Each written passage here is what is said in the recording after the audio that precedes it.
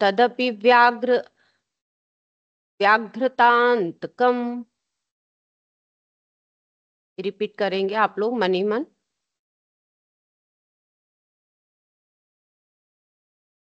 अज्ञान ध्वंत विध्वंसी ज्ञानानंद प्रतिष्ठितम् एकाग्र चित्तता ध्यानम तदपि व्याघ्रतांतकम् अज्ञान ध्वंत विध्वंसी ज्ञानानंद प्रतिष्ठितम्। फिर से एक बार और। एकाग्र चित्तता ध्यानम तदपि व्याघ्रतांतकम् अज्ञान ध्वांत विध्वंसी ज्ञानानंद प्रतिष्ठितम्।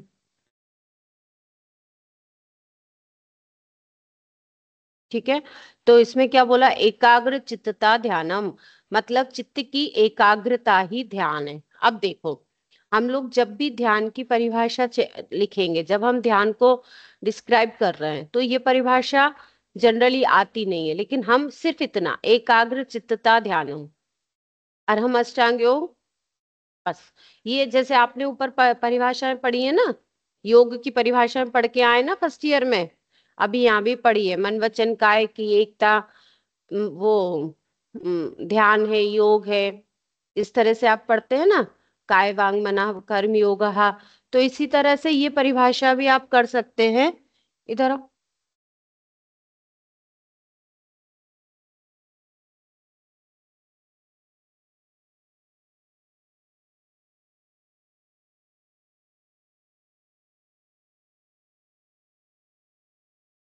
हाँ, तो एकाग्र चिंता ध्यानम, सिर्फ इतनी सी आपने लाइन याद कर ली ना, और बार बार सबको एक परिभाषा के रूप में बोल दिया, तो भी एक ये रहेगा कि आपने इसकी परिभाषा पढ़ी।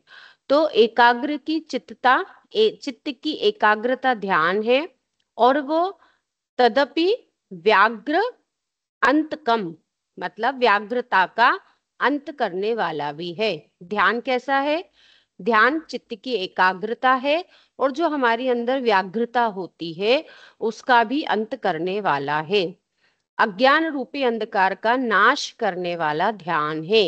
अज्ञान ध्वंत विध्वंसी, अज्ञान रूपी अंधकार का नाश करने वाला ध्यान है। वो कैसा है, ज्ञानानंद प्रतिष्ठितम, जो ज्ञानानंद में प्रतिष्ठित करा दे, उसका नाम ध्यान है।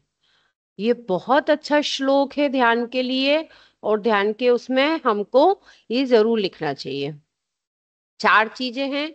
एकाग्र जो चित्त की एकाग्रता है वह ध्यान है, जो व्याग्रता का अंत करा दे वह ध्यान है, जो अज्ञान रूपी अंधकार का नाश करा दे वह ध्यान है, और जो हमको ज्ञानानंद, ज्ञान के आनंद में प्रतिष्ठित कर दे, उसका नाम ध्यान है।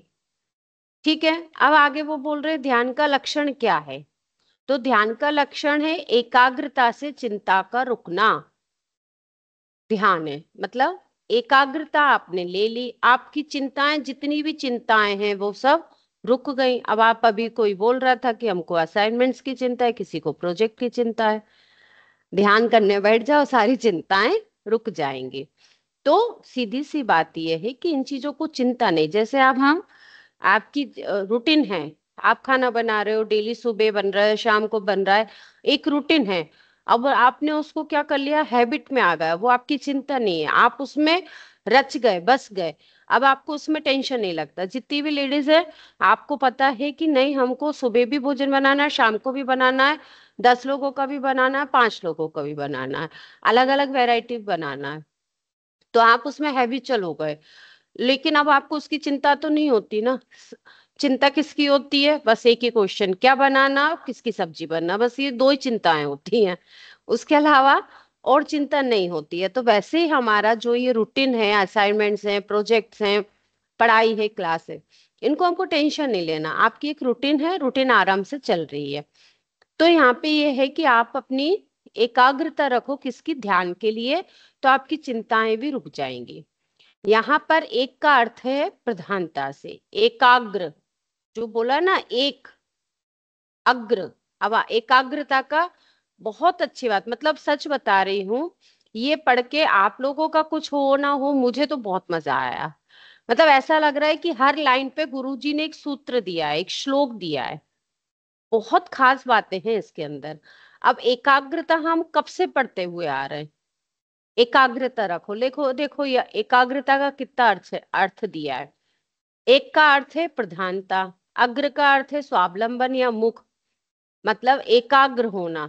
एक अग्र होना कैसा, जो चित्त है वे एकाग्र चित्त होना, अर्थात आपका जो मुख है वह कैसा हो जाए, प्रमुख हो जाए।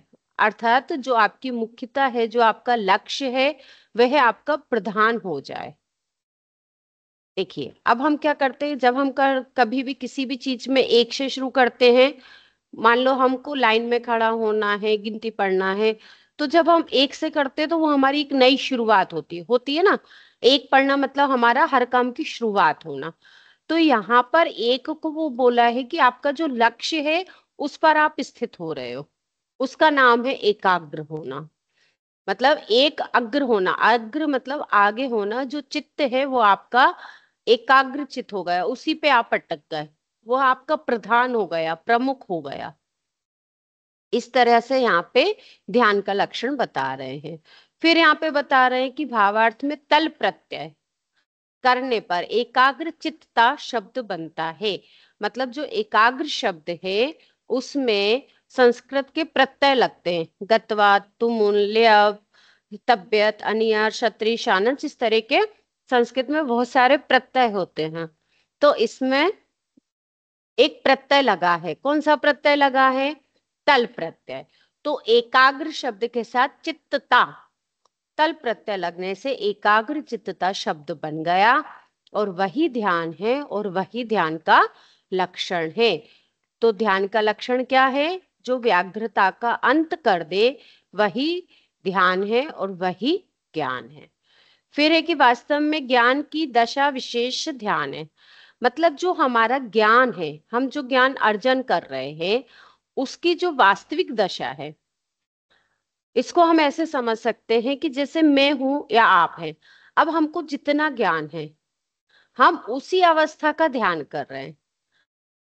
जब हमको मुनिश्री ध्यान कराते हैं, तो जब मुनिश्री ध्यान कराते, कभी हमको शिखर जी की यात्रा करा रहे हैं, तब कभी वो हमको नंदीश्वर द्वीप की यात्राएं करा रहे हैं, तो वो उनके ज्ञान का विषय है। उनके ज्ञान में ये है कि अगर नंदीश्वर द्वीप जाना है, उसमें कितने जिनालय हैं, कितने कृत्रिम चैत्यालय हैं, कितनी चीजें हैं, कितनी वापिकाएं हैं, वो उनके नॉलेज में है।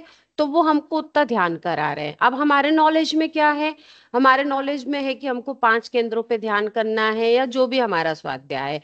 अब इसको ध्यान का विषय से कैसे है कि जब हम ध्यान कर रहे हैं तो हम ये मान के बैठे कि हमारा शरीर अलग है, आत्मा अलग है। लेकिन जब हमको गुरु लोग ध्यान कराते हैं, चूंकि वो उस आत्मा को, उस स्वभाव को वो फील करते हैं, तो वो उस तरह का हमको ध्यान कराते हैं। इसका मतलब ये है कि जो हम ध्यान कर रहे हैं, जितना हमारा ज्ञान है, जितनी हमारी ज्ञान में श्रद्धा है, और जितनी हमारी आत्मा और शरीर पर अपनी आस्था है, हमारे स्वभाव में है, उसी तरह का हम ध्यान कर पाते हैं। और जब गुरु महाराज लोग ध्यान करते हैं, वो तो कैसे लीन हो जाते हैं। कल सुना है कि हमारे गुरुजी कल शाम को 5 बजे से ध्यान में बैठे हुए हैं। अब पता नहीं कब तक बैठे, ये नहीं मालूम पड़ा है कब तक रहे वो। तो रात तक तो थे ही, बट उसके बाद नहीं पता।